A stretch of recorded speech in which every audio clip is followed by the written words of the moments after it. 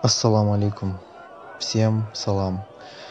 2020 год богат для нас большими потерями.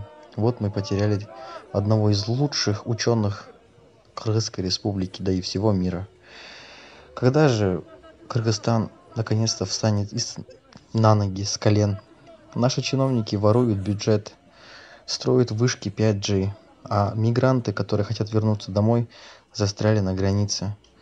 До каких пор мы будем все это терпеть? Давайте, кыргызы, братья, сестры, просыпайтесь. Да помилует Аллах нашего уважаемого шейха Чубакаджи. Давайте, братья и сестры, помолимся за нашего лучшего ученого и помолимся за всех остальных. Надеюсь, этот 20-й год принесет лучше 21-й. Будет все хорошо, надеюсь, в 21 году. А все, что происходит в 2020 году, останется в 2020 году. Всем ассаламу алейкум, братья и сестры.